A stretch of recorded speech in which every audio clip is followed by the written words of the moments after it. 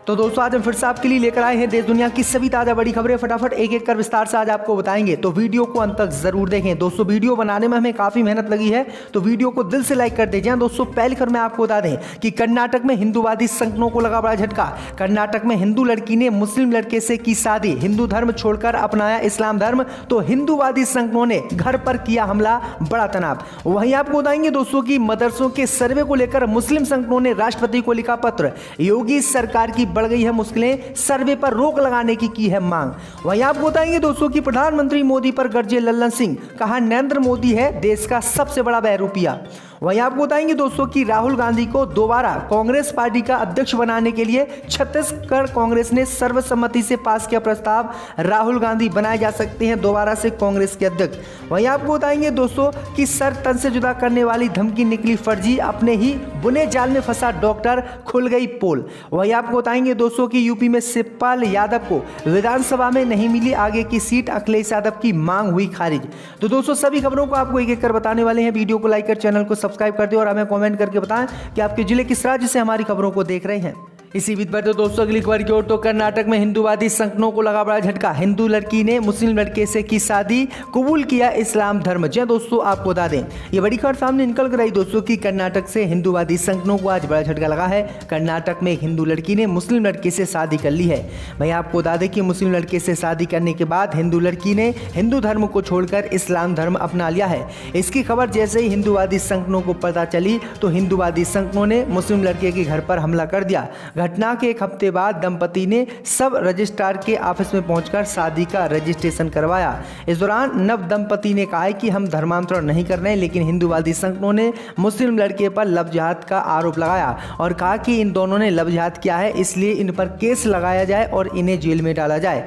भाई आपको बता दें कि यह मामला चिकमलपुर निवासी जाफर और चेत्रा का है। वहीं आपको बता दें कि जाफर ने बताया है कि हम एक दूसरे को अच्छी तरह से 3 साल पहले से जानते हैं और हम दोनों एक दूसरे से प्यार करते हैं, इसीलिए हम दोनों ने शादी की है और ये शादी हमने ऐसे ही नहीं बल्कि कानूनी रूप से की है। तो ये बड़ी अपडेट आ रही दोस्तों कि कानूनी रूप से रजिस्ट्रार के द्वारा शादी किए जाने के बाद भी हिंदूवादी संगठन किस तरह से धर्मांतरण का आरोप लगाकर मुस्लिम लड़के को फंसाने की कोशिश कर रहे हैं और कर्नाटक में बवाल कर रहे हैं। इसी बीच पर तो दोस्तों अगली खबर की ओर, तो मदरसों के सर्वे को लेकर मुस्लिम संगठनों ने राष्ट्रपति को लिखा पत्र, बढ़ सकती हैं सरकार की मुश्किलें।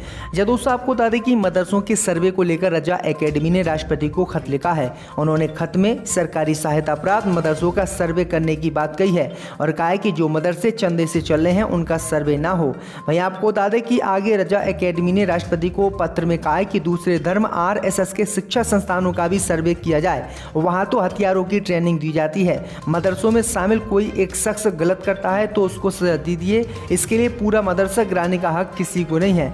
उन्होंने कहा है कि बाल बढ़ता है तो बाल काटते हैं, ना कि सर कलम करते हैं। उन्होंने आगे बताया है कि मुसलमानों को टारगेट करने के लिए 2024 के इलेक्शन की तैयारी के लिए ये सब किया जा रहा है। तो ये बड़ी अपडेट आई दोस्तों कि रजा एकेडमी ने राष्ट्रपति को पत्र लिखकर ये बातें कही हैं। अब देखते हैं राष्ट्रपति इस पर क्या जवाब देते हैं। इसी बीच पर तो दोस्तों अगली खबर की ओर, तो प्रधानमंत्री मोदी पर गरजे लल्लन सिंह, कहा नरेंद्र मोदी है सबसे बड़ा देश का बहरूपिया।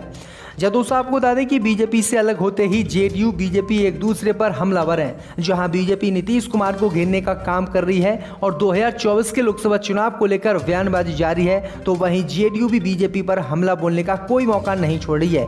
जेडीयू के राष्ट्रीय अध्यक्ष लल्लन सिंह ने प्रधानमंत्री मोदी को लेकर आज बड़ा बयान दे दिया है।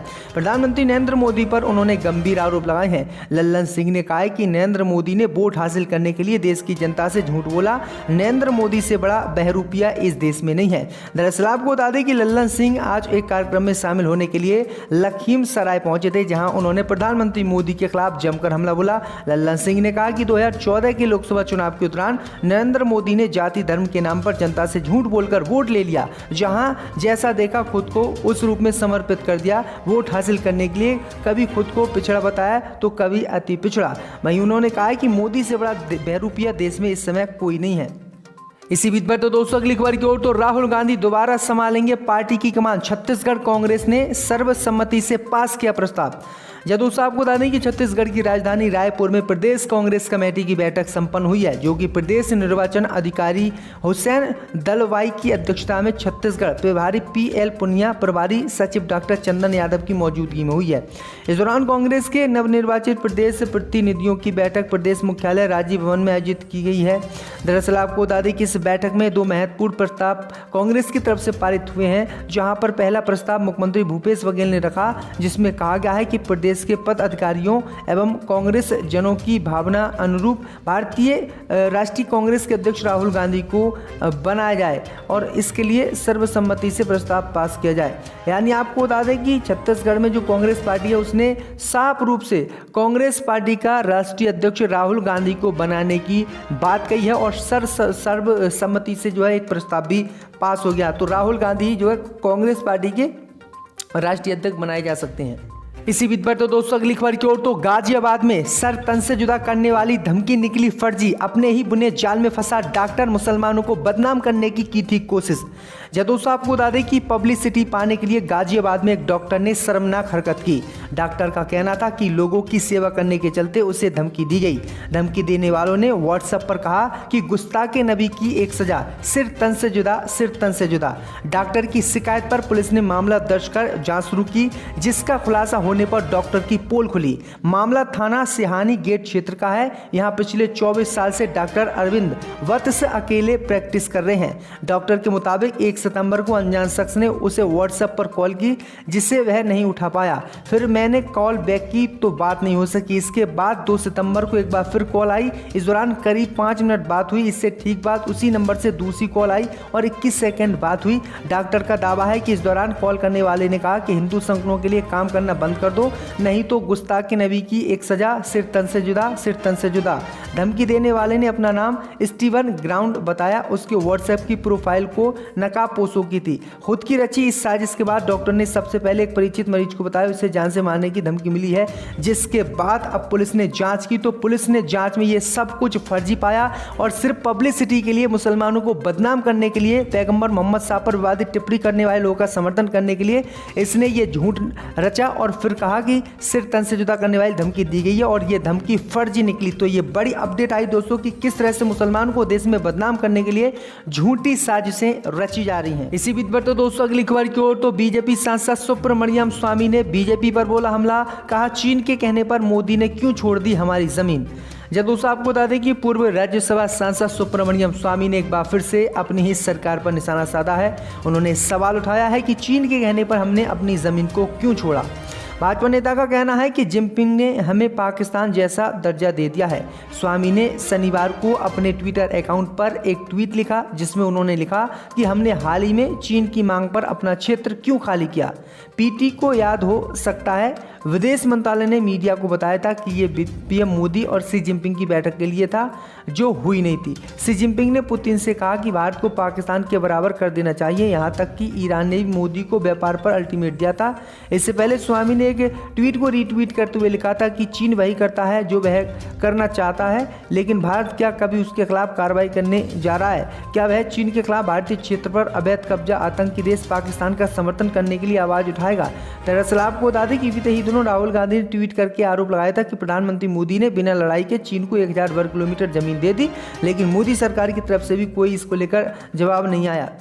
इसी बीच पर तो दोस्तों अगली खबर की ओर तो शिवपाल यादव को विधानसभा में नहीं मिली आगे की सीट, अखिलेश की मांग हुई खारिज।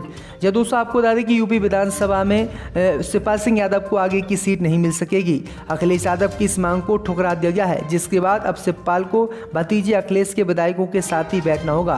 हालांकि विधानसभा में सपा के लिए एक सीट बढ़ाई गई है, जिसके बाद सपा के पास अब आगे की लाइन में 5 सीटें हो गई हैं, लेकिन वरिष्ठता और अलग पार्टी के अध्यक्ष के तौर पर शिवपाल को आगे की लाइन में सीट नहीं मिल सकेगी। उन्हें विधायक के तौर पर ही सीट मिलेगी। बता दें कि अखिलेश यादव ने विधानसभा अध्यक्ष को इस बात के लिए पत्र लिखकर कहा था कि शिवपाल सिंह यादव यूपी विधानसभा के वरिष्ठ सदस्य हैं और एक पार्टी के राष्ट्रीय अध्यक्ष हैं, ऐसे में उनको आगे की सीट दी जाए। लेकिन बताया जा रहा है कि तकनीकी आधार पर यह पत्र गलत था, जिसके चलते शिवपाल को आगे की सीट नहीं मिलेगी, जिसके बाद समाजवादी पार्टी को आवंटित सीटों में से एक सीट शिवपाल को देने का फैसला अब समाजवादी पार्टी की तरफ से लिया गया है।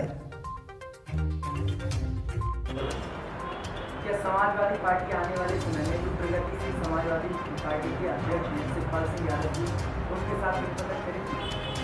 अखिलेश जी ने तो कहा है गठबंधन करने को तैयार की। अभी शिवपाल यादव जी ने कल ये सवाल में कहा था कि समाजवादी पार्टी से गठबंधन के सारे प्रयास कर लिए, लेकिन अखिलेश यादव जी